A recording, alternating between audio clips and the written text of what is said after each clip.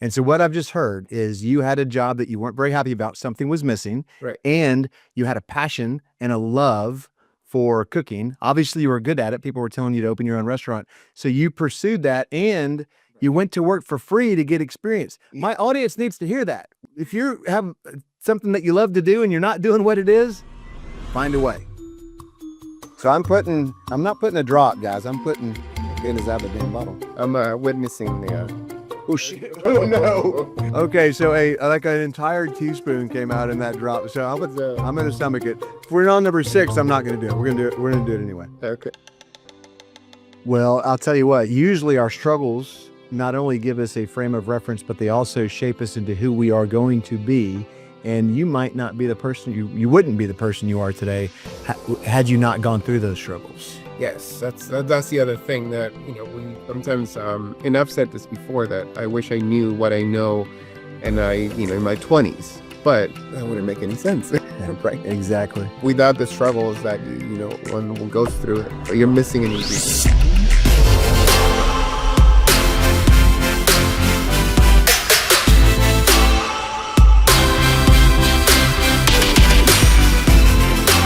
Welcome to Unlocking This, where we want to cover those key pivotal moments and decision points that really change the lives of successful entrepreneurs and leaders. And I want to hear their stories, because I think we learn the best from stories. But I don't want to hear just your glory stories. I want to hear your gory stories, because as I like to say, the bigger the shit show, the bigger the lesson. And I have got a special guest for you today, because my guest is a Peruvian immigrant. He's been a systems engineer. He's also been a restaurateur 3 times over. And now his hot sauce has been featured on the hit show Hot Ones on YouTube. Ooh, this is really good. There's like a little lemony taste. Ooh, it's really good. Mm-hmm. And it does kind of have a late kick on it.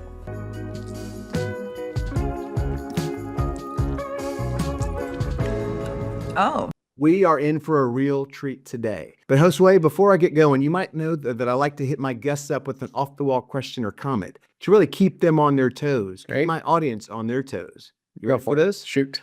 All right. So when we talked a few months ago at lunch, you talked a little bit about your appearance on Hot Ones. Mm-hmm. And that show, as my audience may or may not know, features 10 different wings, featured lightly modest heat all the way up to flaming heat. Mm-hmm. And your sauce was called jalapeno, right. was number 2 on that scale. So really on the mild side. Well, that's nice. Artisanal chili sauce. I like it. That's great. So I'm from... And as I understand it, you went from 10 to 20 bottles a month you were making to over 40,000 with that first order from after being on Hot Ones. Now, the critics, the hot sauce aficionados, claim that your sauce wasn't hot enough. What do you say to your critics after you went from 10 to 40,000?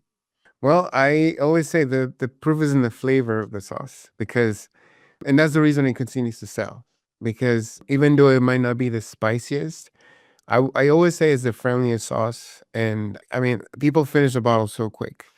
And the fact that the company went from making, maybe 24 bottles a month into thousands, that in itself, it seems like an overnight, success story, but it just took maybe 15, 20 years in the making. Well, I like to say all the time, everybody thinks it's an overnight success story. Really, they don't see the hard work. We're going to get into that story, I promise you. Yeah. But jalapeno is the sauce he's talking about. It is badass. And I hadn't really thought about the fact that because it's not spicy, I could eat a whole bottle in a sitting. It's there for sales. That is good for sales, absolutely. So as you can tell, my guest today is Josue Rivas. He is the founder and CEO of Savir Foods. And as I mentioned before, he is a former systems engineer at Dell. He's owned 3 restaurants and a catering company. And now he's got a badass company that's appeared on Hot Ones. And I'm telling you what, you're in for a real treat today. Thank you for the invite. Thank you so much for making me part of your show. I know you always invite very, very interesting, guests. And it's an honor to be here, really. Well, the funny backstory. So the way I discovered Josue, I'm not a Hot Ones aficionado. I guess I started watching the show a couple times after that. But my nephew, who happens to be my badass research department, Evan Spencer, lives in DFW, and he saw you at a show in Dallas Fort Worth and loved your appearance on the show. Also loved your sauce. He said, "Uncle Kurt, we got to have this guy on the show." And it turns out you're in Austin. What a great Yeah, that was a happy accident. Yeah, that I'm able to come to the studio and be here with you. And it's funny because that show was in in North Texas. I was double booked that day, and it was just me. But I enjoyed it so much because the traffic was light, and it was really really nice to connect with people. And I don't get to do that very often, but I mean, it worked out. Well, Josue, this is going to be special because if you watch the Poppy episode that I had about a year ago, the founders of Poppy were discovered at a Dallas farmers market by a Whole Foods buyer. That was their big break. Now, I'll tell you, your big break is going to be discovered at a Dallas event by my nephew. That's interesting. Yeah, yeah. It's always like you never know. That's what I found, that you never know who you're gonna meet, and anywhere you go, you should always be ready. You know, if you're in business or selling a product, because you never know who's gonna chase your product. I love it. So let's start with your background. So as I mentioned before, you were born in Peru. You were an immigrant as a young man. Then you were a classically trained chef, as I understand it. And you had 3 restaurants and a catering company. And only then you become a systems engineer. So I got to understand that part of the story before we dive into Well, some it kind of, so the food part came in the middle. It's like a sandwich, I would say. I lived in California the first 20 years, and that's where I went to school. I started computer science. So when did you immigrate from? I was 14. 14, So that okay. was let me do the math. That was about 38 years ago. Okay. All right. Yeah. Yeah, that makes me over 50 I'm not very good with math, but yeah, it does. Okay, good. All or right. something like that. That's all right. Maybe less than that. Maybe making myself older. But so I lived in California. I went to just computer science. You know, I took that. I wanted to pursue art, but I ended up in computers. I always loved art and creating things. But I never forget that. Fast forward 10 years of system engineering. I mean, in IT, I started back in the early 90s. So everything was new. It's very fascinating to see the success. I mean, all the transition of what we know of technology now and what it was 20, 30 years ago. It's fascinating. When I go back, and it's amazing. But so I went through that, and then when I turned 32, I decided to go back to school.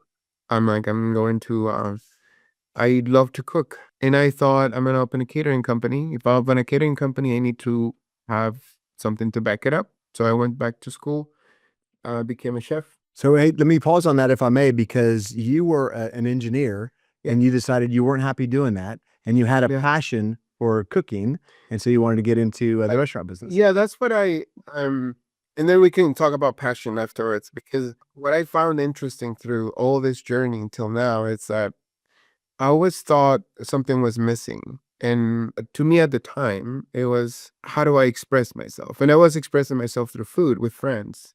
And you know, when you cook for friends and friends tell you, oh, you should open a restaurant. I don't know if you've heard that before, but I can't cook, so I've never heard that. maybe you told somebody. That's true. The food is so great, you should open a restaurant.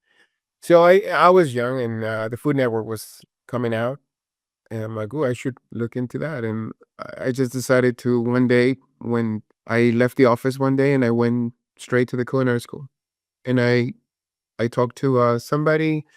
They told me I was going to be famous, of course, and then they said, you can come in at any time you want to. And so I enrolled in school, and I was doing both at the same time. When I Both engineer and the school. Yeah. Okay. I was doing the school after work, basically. Okay. And because I had no experience, I was going on the weekends to work basically for free as an intern at a hotel downtown, the Omni Hotel, In the kitchen. in a kitchen. Yep. Yeah, cutting stuff that I've never cut before. Like I'm cutting boxes of onions, bags of potatoes. Like I've never seen that much produce in my life, but I started learning more. But I had a purpose after that. I was going to open a catering company. So when I quit, when I finished school. Hold on. I don't want to lose this point, because my audience, my purpose in life is to challenge and inspire those around me. And so what I've just heard is you had a job that you weren't very happy about. Something was missing. Right. And you had a passion and a love for cooking. Obviously, you were good at it. People were telling you to open your own restaurant. So you pursued that, and You went to work for free to get experience. My audience needs to hear that. If you have something that you love to do and you're not doing what it is, find a way. If you're just joining us on Unlocking Moves, today's episode is brought to you as usual by Hire Better, the strategic talent partner for growth-minded entrepreneurs everywhere. Yeah. I find that the best way to learn is by practice. If somebody's letting me in their kitchen, this was a nice hotel, a fancy hotel. And, but if somebody's doing that, I'm going to do the best job I can. When I finished that internship, unpaid, they offered me a job and would you like to come work for us? And I said, thank you, but I'm actually opening a company. So but I was very, very grateful to them for teaching me all that stuff. I mean, they played pranks on me. They taught me all kinds of stuff. It was like a different world. It was very interesting. All right, so let's flash forward because you opened your own restaurant presumably, Right? and you own 3 and a catering company somewhere in there. Well, 2 restaurants I did, and then 1 restaurant is my family. My brother owns that restaurant. Okay. And I opened it, with them. Okay. So I basically took my so-called experience as a chef, which I did not have. I was barely graduated. But a lot of times when, people graduate from culinary school, they think they're chefs. You're not. The journey's just beginning. It's just beginning. You have your degree and you have knowledge, but that's where it starts. And then you start developing your own flavors, and then you learn how to manage. And because at the end of the day, you need to lead. And being a chef, if you don't have those skills, it's really hard to do that. So now you've been in the restaurant business for a bit. The interesting thing about this is during my intro, I said you went back to go work with Dell and maybe somewhere else before that. Yes. How did that happen? Because you're following your passion. Yeah. So like when I talk about passion, so what I thought it was passion at the time, and I thought, oh, I want to cook, and I'm like, I'm passionate about cooking. This is my passion, and I would remember saying those things. But as I got the years passed, and I started learning new things and things about myself that I didn't know, I started realizing that it wasn't that. I was passionate about creating, and I was passionate about making things. And actually, I enjoyed feeding people. So that was the true passion that I had. So, and also realize that just because I know something doesn't mean I have to make it into a business. Hmm. And that was a tough lesson. So in 2011, I decided to get out of the restaurant. I cold turkey. I was left with nothing, completely nothing. Left the restaurant. I started from nothing. My resume was old. I couldn't find a job anywhere. I remember working, trying to find jobs anywhere. I ended up working for another catering company in Portland, Oregon. That's where I was living at the time. And I remember the chef calling me on the phone, and he invited me for an interview. And I was applying to be a prep cook. I was so depressed. And I remember the executive chef said, like, I just wanted to see if that was you because I've eaten at your restaurant before. And then he's like, what are you doing here? I love your food. What are you doing here? I'm like, I don't care. I said, I just need a job. I was so down. It felt almost like something died a little bit at the time. Yeah. Tell me more. I didn't realize that something was dying, but it wasn't. What was dying at the time was the idea of that identity that I held on so tight for a long time. As this great chef and caretaker of people. Yes. And it wasn't that. That wasn't me. It was just something that I was going through at the time. And it was just a way of expressing myself. And later I realized that I can express myself in many other ways. But it took about maybe 4 years to get back into IT. Slowly creep up into IT. Well, let's stick with that mental health thing for a minute, if you don't mind, because a lot of people struggle with identity. They struggle with putting false idols. They struggle with a lot of things. Oh yeah. You dealt with these things, and what helped you pull out of it? Well, I was actually talking to somebody about this morning. The biggest thing that I did was change the environment, because if I continue to live in the same environment, nothing will shift. I would get pulled into the same thing. I would be, reminding me all the time. And as soon as I change environments, friendships, anything that you mean. So maybe where you live, where you work, the friends you hang out with. Yeah, usually the people that you hang out with. That's the biggest one. And as soon as you step out and look at how the word that I used this morning was contrast. Contrast to me is the biggest tool for awareness. If you don't have contrast in your life, no matter if you're the richest person in the world or the poorest, but if you haven't experienced contrast, it's really hard to shift. So tell me more. Tell me about contrast. If I have money, I hang out with poor people. If I'm poor, I hang out with rich people. Is that what you mean by contrast? Oh, well, let's say in my example, I live my life very dysfunctional. I had a restaurant. The restaurant life is rough. Not because it's rough, because we make it rough. Well, the hours are tough too. Hours, it becomes sort of like your dysfunctional family. You go drink afterwards, you wake up and you do it again, and you do it again, and you do it again. It becomes part of your culture, your identity. And then slowly when you try to step out of it, it feels so bizarre and weird that you get pulled back into it because that's what you know. So I would say the moment I stepped out, inside I was kicking and screaming. I was just suffering inside because I'm like, this is new. I don't like it. I don't like it. I don't like it. But also at the same time, I thought this would be the only way. This is the only way. Change is hard. It is hard. And when it's intentional change, it's hard, but it's a little easier. When it's not intentional and you are not aware that you're going through change, you will struggle a lot. And the thing is, like, this has no this is universal. It doesn't matter who you are. It doesn't matter. Everybody struggles with the same. And during those years when I was going through that growth and I got surrounded with great people. I used to go to seminars. I used to go to things, anything that was like, I just became a sponge. I just started just soaking that in, fighting, arguing, denying it, but in there. And I noticed some things started shifting, like really shifting. I noticed that I got a better job. My life changed. I started changing in very dramatic ways.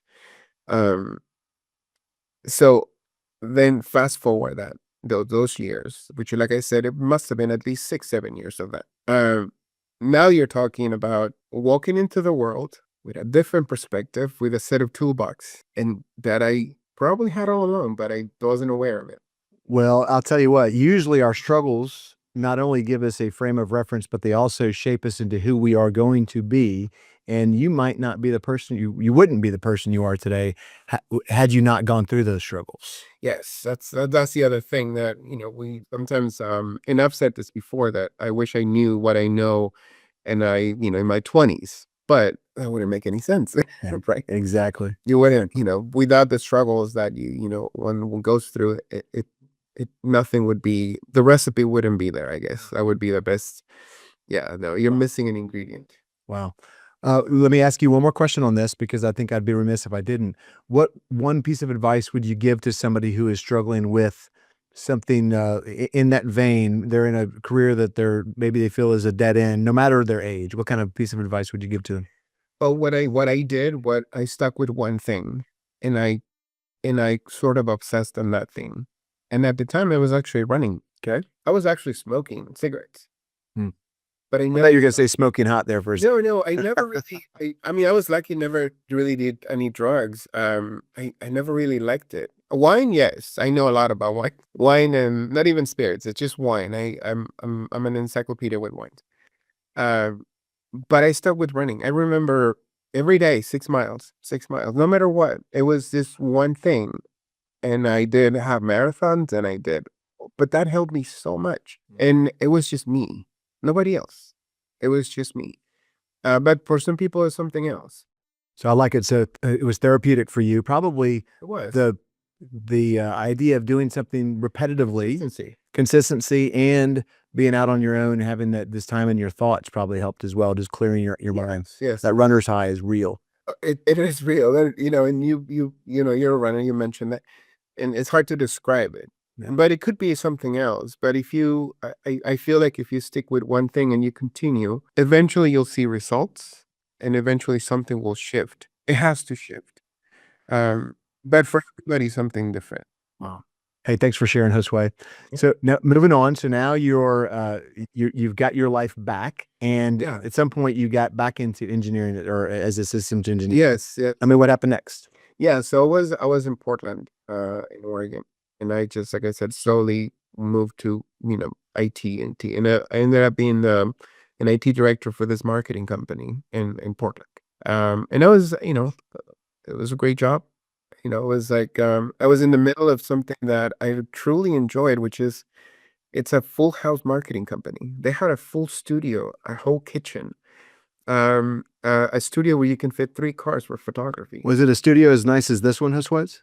I think it was a little bit smaller than it, but it was such an amazing environment that I was surrounded by creativity. Yeah, nice. I was doing IT inside what do they call it? A clean room or a server room. Mm. Nothing really special, but that kind of gave me the idea of products. I want to develop products. I like that. I like products. So I started developing the idea of that. And fast forward to that, and I moved to Texas after that. I moved to work for Dell. And here, that's what I decided to, I'm not done with the food industry. I still love to feed people. I still love that. But how do I express that? So, as I understand it, it was born out of the pandemic. Is that right? Well, and I read the pandemic. We used to speak about the pandemic chapter, but yes, it was. And it was interesting because I was in, lockdown. Everybody was locked down. And I remember watching the show Hot Ones for entertainment. I was just it popped on YouTube and I was watching it. And I have a niece that lives in Florida, and she wanted I was making sauces. Just one sauce, and I don't really eat that much spice. That's the funny thing. I eat spice, but not that much. So she mentioned, can you, make something? And I started playing with jalapeno. It had no name. It was just this green sauce that it was based on a dish that I would, grow up eating in Peru. My mom would make it. It's from the north of Peru. That, if you've been to the north of Peru, you're familiar with that. So I made this sauce, sent it to her. She loved it. And then I started making a few more of those. And then eventually I decided to turn it into a company. Nothing big. I mean, I thought I already knew how to do that.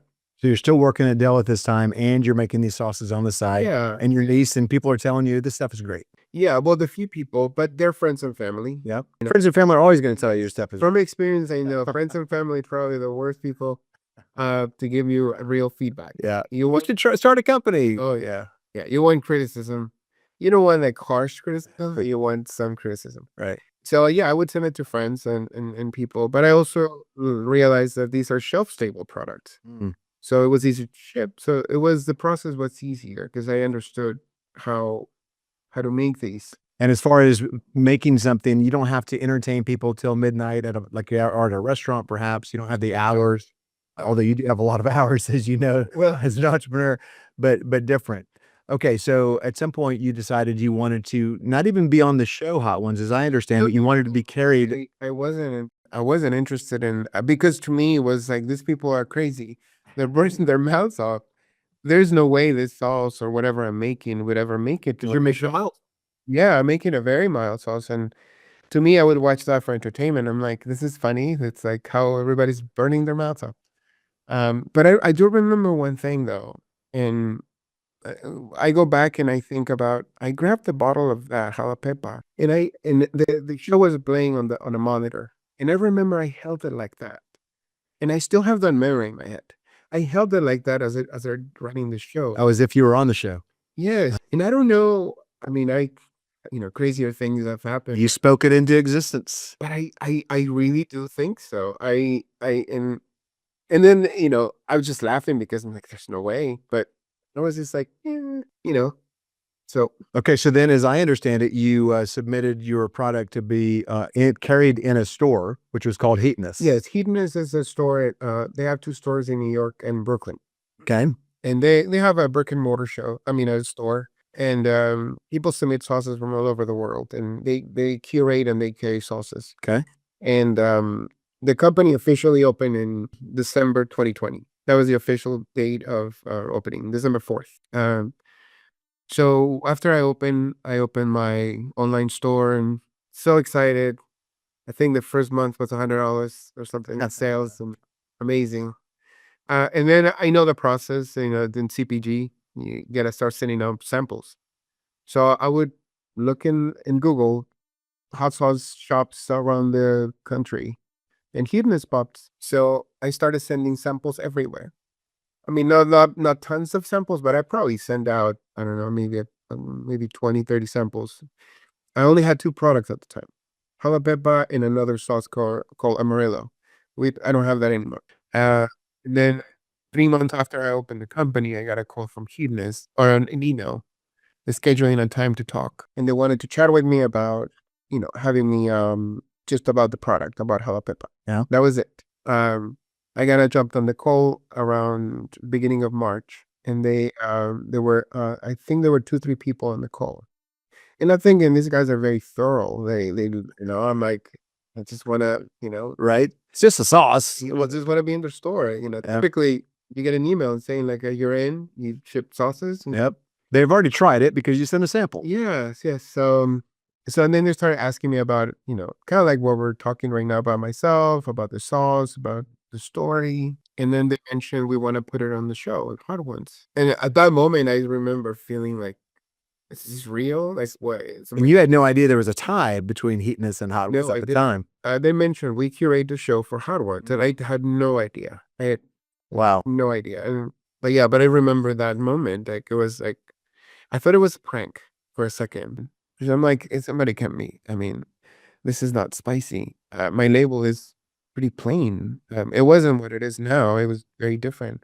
I'm barely starting. I can't even make that many. So yeah, I want to go there. So first of all, that's awesome that you got this call and you're being asked to be featured on the show. How amazing is that? Second of all, as we mentioned in the opener, he was doing about a dozen bottles a month. Like this, twice this is on my table right now in a month. They asked him, how many bottles did they ask you if you could procure in your first order? So that was interesting because at the beginning of the call, I thought it was just for the store. And then I said, how many would you need? They said about 20, I think they said 22, something like that. And I just, in my mind, I'm like thinking 22 cases. Wow, that's amazing. So not even 22 bottles. You actually were thinking at least cases. Yeah, Okay. cases. All right. I'm like, oh, cases. Yeah, I can do that. I can do. Meanwhile, he's back there bottling it by hand himself, folks, just so you get a picture of this. And I did have a commercial kitchen. I had all that set up already yet. So that was already set. Okay, but they went from 22 cases to... Well, no, I was thinking it was 22 cases. And then at the end of the call, it said, can you confirm the amount? And it's like, they said, let's just do 32,000. 32,000. This is 32,000. And then later they added more. So 40,000 At bottles. the end, it was about a little over 40,000. Yeah, at the end of it. Not only that, but the timeline. They wanted it in, I believe they wanted it in 6 weeks. Okay, so let's pause here for a second. You do have a commercial kitchen, which is great. Yeah. It was just you. I think you had some seasonal help, maybe Oh, it was just me at the time. Okay. Nobody else. Yeah. and you had to go from 12 bottles a month to 40,000 bottles in 6 weeks. Yeah. Walk us through that high level, what that chaotic time could be. And I want my audience to understand this is what it's like to be an entrepreneur at times. You're praying for the big break, but then you're like, oh shit, I just got the big break. All right, tell me about that. Right. Yeah. And I think you were married at the time too. You're I like, know. I know it was just me. But what was interesting about the call is because I was almost silent after the phone call. And I never said anything. I learned that before. Just keep it to yourself. Keep your insecurities to yourself. Don't say anything. fake it till you make it, baby. I remember calling a bunch of people, my brother, my friends, and some will say do it, some that say don't do it. At the end, I ended up choosing to do it. That's what entrepreneurs do. We figure it out. And I figure, after having the restaurant, being a restaurant owner, there's nothing harder than that. I always think that nothing harder than being running a restaurant, employees, and it's just it's so chaotic, and in a funny way, you crave the chaos. I still do. Mm. To this day. I still crave that chaos. Crave it. Oh yes. Wow. It becomes, I mean, it is adrenaline. It becomes this drug that you need. And it's very, very dysfunctional. So immediately that kicked in, of course. I'm thinking, 40,000. Yeah, I can do this. I can do this. So, And a friend. by the way, were you still working at Dell at the time? Oh yeah, I was working. Oh shoot! So Working at Dell. And throughout this entire process, never neglected my job. In fact, I got promoted during that time, but maybe because of that has some impact on my work. But no, I got promoted. I remember, I got raises. I got throughout that time. Yeah, my entire time at Dell was really really well. To the time that when I left, when I told my supervisor, my manager, I told them I'm leaving, and they didn't even realize that I was running a company on the side. So it was that. wow. But going back to your, so yeah, so it became a few cases and then just jumping into major production. So when we had lunch, we talked a little bit about how the hell do you procure 40,000 bottles? How do you procure the labels, all the stuff? Tell me a little bit about I that. think if and this is advice for people that are starting, and if this ever happens, you should contact somebody that's done it before Mhm. for advice. And this is spoken in your book too. You don't want to make your own mistakes. I feel like there is tons of value out there, and there's people willing to help. I'm always willing to help somebody and create shortcuts for them. Because if you try to recreate this, and it's very challenging, and there's no need for that. Mm. And also your company might go under because you're gonna miss a step.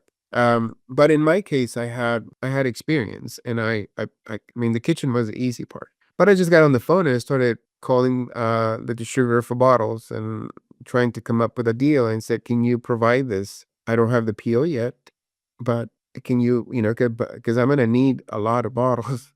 And the other thing that I think we talked about was that the commercial kitchen at the time didn't have a dog, didn't have double doors. Oh, that's right. Every pallet that would come in, I would have to disassemble it, take box at a time, or a few boxes at a time, and assemble it back inside. So, On the way in and on the way out. Wrap it outside. I remember there was a rainy season at some point, and it just pray to God that it's not going to rain that day for a pickup. So, secure the bottles. The guy would send me a couple of pallets a week. And then I would sit and start cooking myself and cooking, processing the sauce, bottling, and then I was just be like a crazy person because, and it was a commercial kitchen that is shared, and I couldn't tell anybody about the sauce, I mean, about the show. oh, Yeah, they ask you not to tell anybody. oh gosh. So people are looking at me like I'm insane because I'm sitting with a pallet of empty bottles making sauce, and they're like, "What are you doing?" I'm making bottling sauce. All right. So that's, first of all, I think that's an amazing story. Thanks for sharing. I can only imagine the experience it was like at the time. Now, how did you pay for all this? So you had to pay for all the bottles, you had to pay for all the ingredients. This is some of the blessings that I feel like, when you're in a good path, people show up for you, and then it doesn't have to be monetary. Sometimes it's just a word of wisdom. Sometimes it's just like support. Mm. But at the time, I spoke with a friend, and I was calling people because I didn't have the funds either. And like I needed like around 40,000-50,000 to get, and it's nothing compared to what other companies would do. But because I was doing the labor, I could save a lot into all that stuff. Right. But I spoke with a friend, and my friend said, "I'll find you the money." Just like I don't have 50,000 with me, but I'll find it to you. Just keep going. Those are good friends to have. Very good friends, and we're still very good friends. And I remember that, and I'm like, okay, I'll just get on it. And every week she'll find me another 5,000, another 6,000, another 10,000. The PO ended up being about around $160,000, and they cut it. They split it into different POs. So after 30 days, you'll get some money, and then the money starts rolling in. Nice. Yeah. Wow. Well, thank you for sharing, Josue. That's awesome. When you talk to the folks at Heatness, I remember you telling me that the person on the other end of the line, quote, felt the love. Tell me what that was about. Yes, that's something that I still remember. That when I spoke with them, he's like, "This is very special. This sauce is very special. I can feel." And back in the day, I used to have a story in the bottle or where that sauce came from. And I remember he saying that he felt that, it was very special, very loving, the love in the sauce that, and I still do. I have Made with Love for You All. I still have it in the bottles. Um, but yeah, I feel like, and goes back to what we're talking about, the passion and all that. I think when I express passion in anything that I do, it doesn't matter what it is. It could be food, product, and I think it shows. The intention that you said when you're out to do something, it actually shows and people see it. And it's those things that you see in people and you don't know what it is, but I like it, but I want it. But I feel like there's something to say. I love it. Well, right about now, what I really want is to try this sauce. Yeah, And let me I've actually tried several of these already. So let me just tell the audience, it's in the hot sauce category, but I've told Josue he needs to create a whole new category because it's not like a little dab that's going to go on your, on your sandwich. You could pour an entire bottle on almost anything and it's going to taste good. So it's not hot like it's going to overpower your palate where you only want one or two dots. You're going to want half a bottle. So we have got a plate of chips. And we're going to try each of these 6. We'll see if all of them make the cut. We're basically going to do a hot ones. Oh, there you go. Perfect. Hot one show. I like it. I like it. And we're going to put in the show notes. We're absolutely going to do a giveaway on Instagram or TikTok or something where we're going to give away some bottles. And I want to pay for those. I don't want you to give me. You already given me about a dozen bottles. I know I have a marketing budget for it. All right. Well, perfect. But I want to pay for them anyway. We'll do that. And so, in addition to how many on these sauces? So I guess we now the beginning there were 3 sauces, original sauces. One made it, the jalapeno. But now we have 8 hot sauces. Okay. I have 2 marinades and 2 cooking sauces. Okay. So what else? We have 6 of the 8 hot sauces. We also have one of the marinades called oven and air. What's it called? Peruvian marinade. And we're not going to open that right now. And then the other one is called. It's Eco Rojo. Okay. And it's a sauce where you describe that one. Yeah. So the sauces are. I wanted to find an easier way for people to cook. So the sauce, all you gotta do is just chop, chuck or any meat that you like. Marinate it with that, throw it in a crock pot, and you'll have a meal in 4 hours, at least for 6 people. And that's a Peruvian dish there. Yes, Okay. it's a Peruvian dish. And this was also Peruvian, but this isn't, you don't cook in it, right? You just marinated it. You marinate that in this. I like to use it for poultry mainly, but air fryer, that's great. Okay. Awesome. And all of these you can buy online at Savir Foods. Yeah, you can get us at savirfoods.com. And if you're local here in Austin, we have several stores, including Central Market, Whitfield. We have Thomas Market also. All right. Awesome. All right. Well, let's get to the sauces. So jalapeno is the one that made you famous. That was the first one we talked about. And so for my producer, we're gonna put these on chips. So you may have to mute the chips as we chew. You want to? Here, I'll think about it. Yeah, we can go ahead and get started. Well, you've already had all these, so you don't need to do it. So I have to act like I like it here as we try this, right?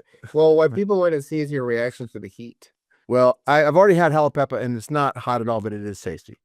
That is. So jalapeno, which is a play on the words, kind of like salt and pepper, Right. and it's got such a great flavor to it. I don't know how to describe it. No, Definitely jalapeno, but not spicy. Okay. So you're telling me we're going to get spicier as we go, which is obviously the same. Yeah. I said it this way so you can try it. That one is called, so it has arbol chili and then serrano peppers, but it has sun-dried tomatoes. Okay. So it tastes like a fresh salsa. Okay. I love fresh salsa. I don't know if I've had this one yet. So I'm not putting a drop, guys. I'm putting, goodness, out of the damn bottle. I'm witnessing the. Oh shit! Oh no, that might be too much, bro. Okay, so like an entire teaspoon came out in that drop. So I'm gonna stomach it. If we're on number 6, I'm not gonna do it. We're gonna do it anyway. Okay. Like a spicy salsa. I do love salsa.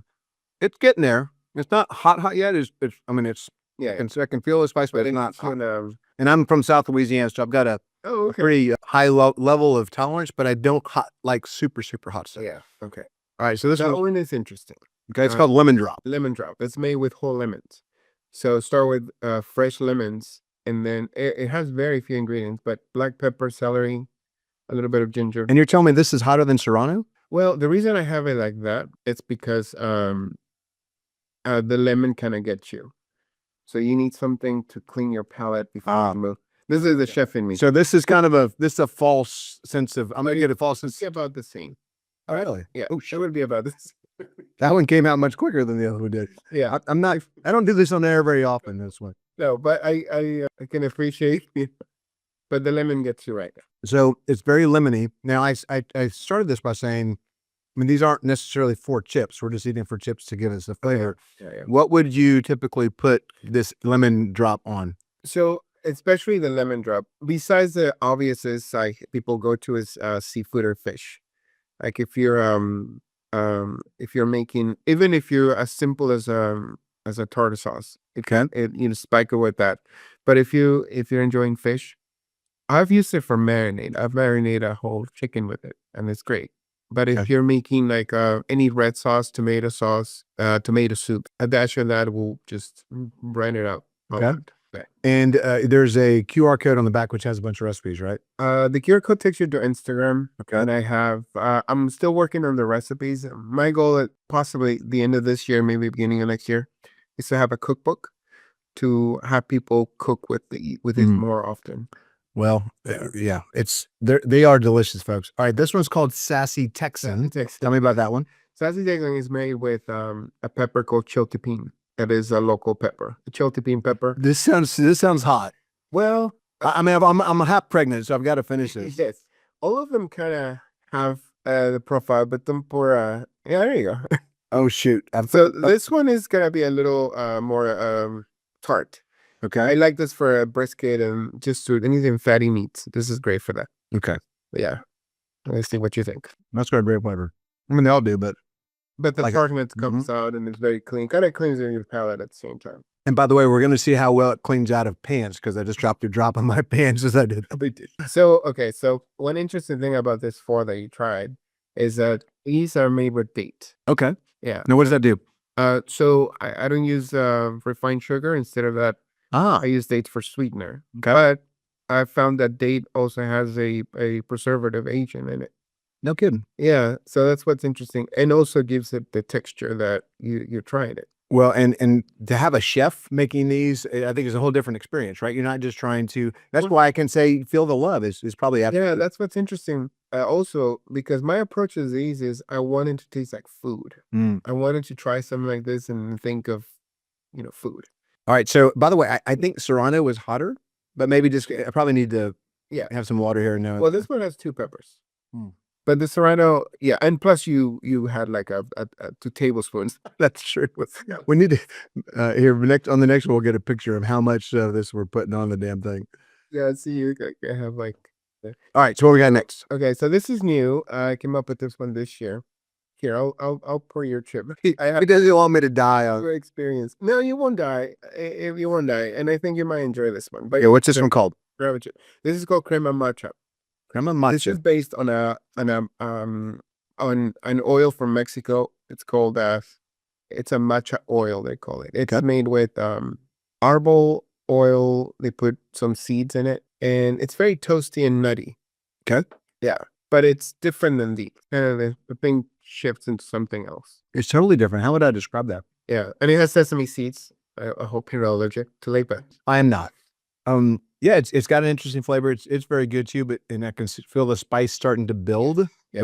It didn't hit me immediately, but it's starting to hit me a little bit. And that's the other interesting thing. Well, this one has 3 peppers in it.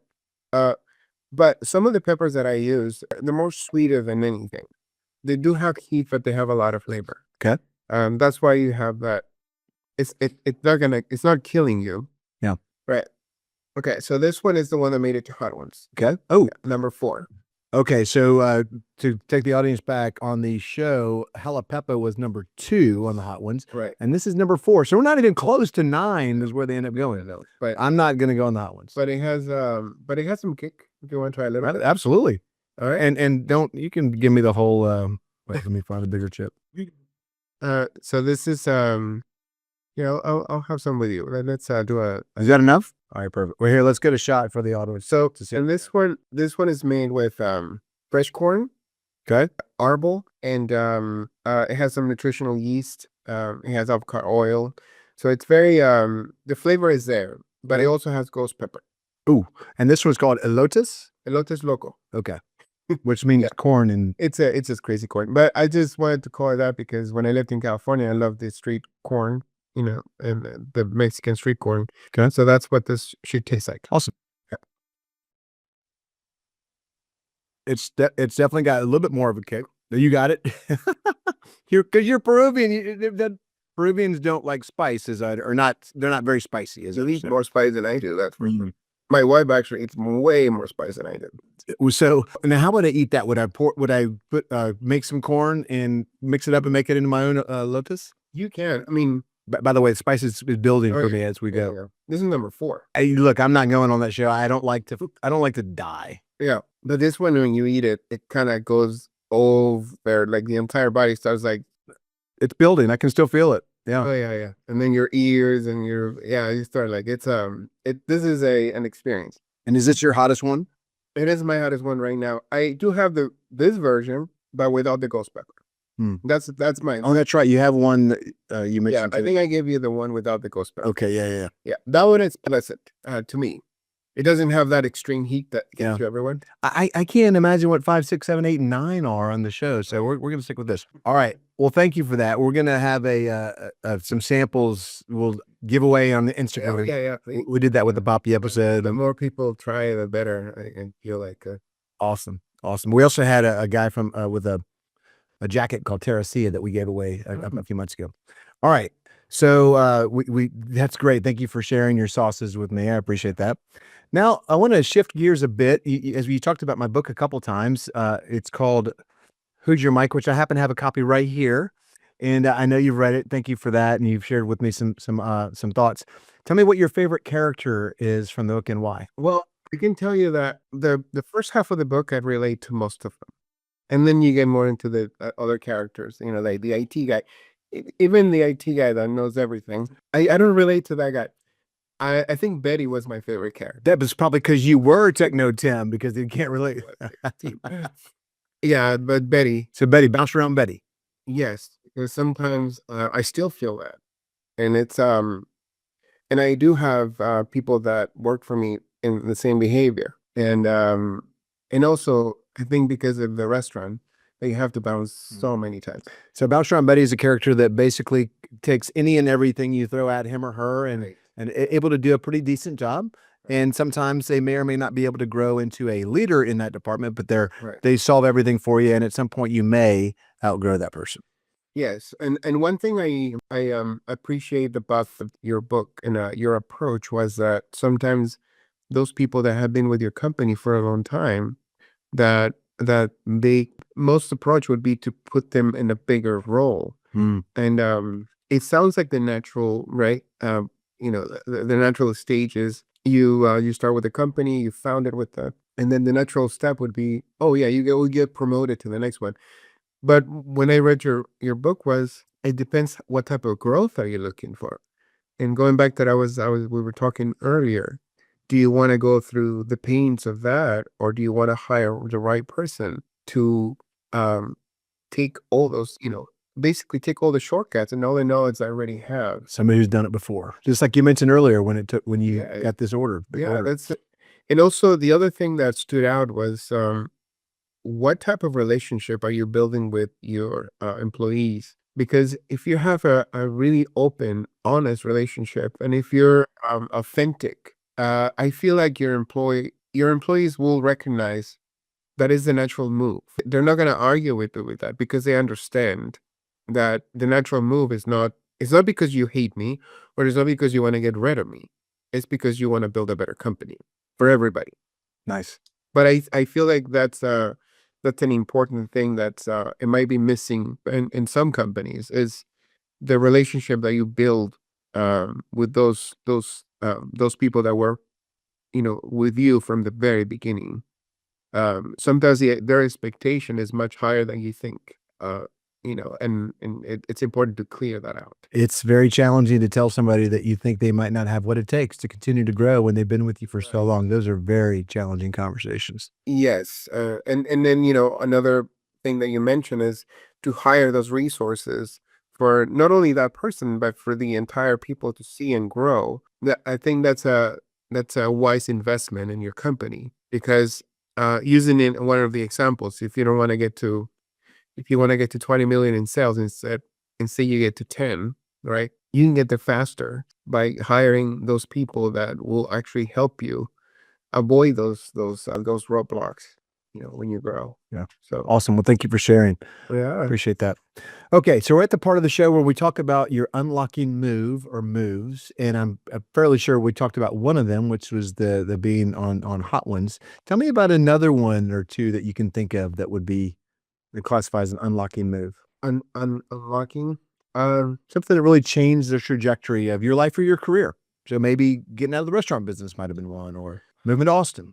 Well, I mean, I had a few of those. I had enough of them to, what has felt so far, and I continue to feel that is, I think that a lot of people go through this, is you're constantly being reminded of where to go, but we don't want to listen. But it's always there. It's always telling you should go this way, and you're like, no, I'm going that way. But at some point, you realize that if you're lucky enough, you realize that you should be going this way, and you adjust. Yeah. But those moments, in this case, I like the unlocking because that's what those are. They're next step. If you're open enough to receive them. I had another chance to make it to the show, for example, and the way that happened is interesting because I wasn't chosen just because I was in the show before. So the lost sauce, the spicy one that we made, I made a prototype of this. I made 12 bottles. I went to New York for it's called the Fancy Food Show in New York, an expo. Hedonist had a booth there, and I met with the guy that tried the first sauce for the first time. I've never even met him before, and he was there. Nice. And I said, I made this sauce. It's called Elote Loco. You want to try it? And he's like, yeah, bring it. I'll try it. I only brought 2 bottles to that show. And I remember he took the bottle, he tried it, and he's like, this is very special. That's were his words. This is very special. He said like twice to me, do you have a bottle that I can take with me? And I gave him the extra one, and he took it. I had no production yet. 12 bottles made. I came back to have a few bottles left in there. A few months after that, he called me and he's like, can you make it spicier? So they wanted to add ghost pepper to it. I made the changes. That turned into into basically being back in the show. Nice. Into another 36,000 bottles of this product. So that right there, to me, it showed like there was something inside telling me, bring those samples to the expo, and I listened to that. So here's what I heard. You listened to your gut, and it led you to opportunity. And one thing that I want to make sure my audience hears is many of us have those inclinations, these opportunities that are presented to us, but we don't follow them very often. And so you've said yes when others might have said no or just ignored their own intuition. Yes, because I went to the expo and the intention was to, meet buyers and places. I think I met with one buyer that and I came back with thinking, It was a waste of time. what a waste of time. We'd spent all this money going to New York, and my wife was with me, and I'm like, this is like. And then a few months after that, I realized, oh, that's what it was. So I've got 2 more questions for you. And the first one is I call the listener's advocate question. So I want to, if I'm listening to the show, I want to have Kurt ask a question. What question would I ask? So here's the one that came to mind for me was, first of all, what is your favorite flavor? And second of all, are there any other cool flavors you've got on the docket that you can share with us? Well, this is like asking me what's my favorite son. I do enjoy jalapeno a lot because it's very friendly, but I like matcha because you don't need a lot to flavor your foods. But yes, I do have other flavors. I'm doing a collab right now with another company, just a local that are produced. Can you tell us anything? Yeah, the company's called Summer Camp, and they're also Austin.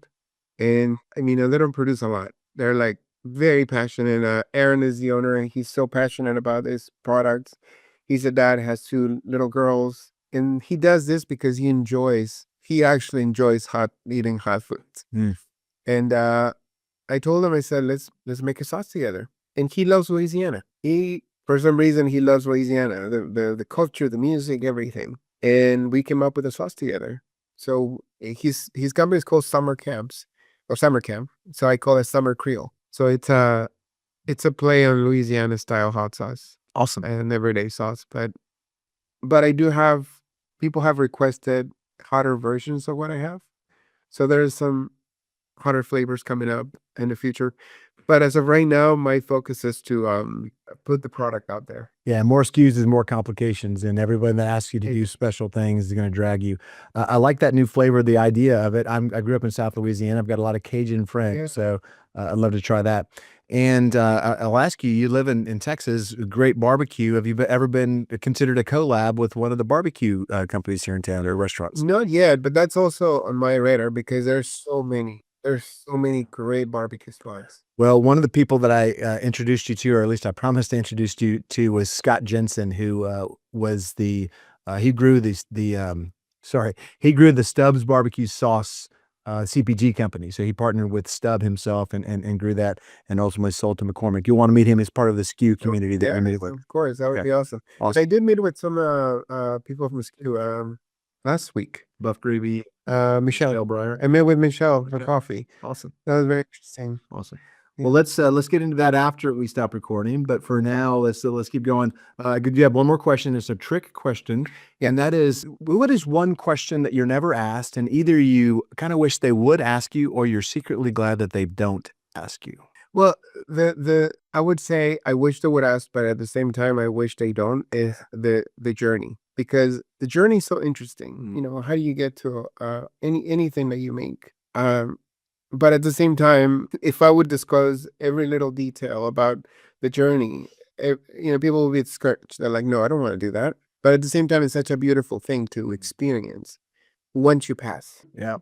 Once you get a little bit to the other side. I think for me, it's helpful. Look, not every story. Actually, everybody's got a journey. Everybody has a story. And I think the more we understand about their backstory, the more we can appreciate what they are now. And so most of us think, well, Papi was an overnight success story that they're just lucky, or that Josue is just, great. He's got these lines of sauce. He must be whatever. They don't realize how much work went into making it happen. Yeah. And I think that's and the story behind the story. You were a freaking systems engineer, and the challenges that you shared, which I'm so appreciative of you sharing those, because we all have dark days, and sometimes we think we're the only ones with dark days. Yeah, and one thing about the being in computers or being an engineer, I remember the reason I got out of it. I remember that I was inside a server room, and I remember I was just like hating that, hearing the humming of the machines, and I was just there, cold environment. And fast forward to later in life, when I went through all that struggle, I ended up the same spot, working for the marketing company. But my perspective completely shifted. It became a tool instead of I'm stuck here. It became something like this could be the beginning of something else. I just don't know what it is. But it just comes down to perspective, and it's part of that journey too. Yeah, I love it. I love it. Hey, on that note, we're going to wrap this puppy up. Josue, thank you so much for joining me on Unlocking Moves. Much appreciated. For my audience, I'm going to ask you to please go out and like and subscribe to Unlocking Moves wherever you consume your podcasts, on Spotify, Apple, iTunes, on YouTube, all the places, please. And Josue, thank you so much again for joining me. Thank you so much. Awesome.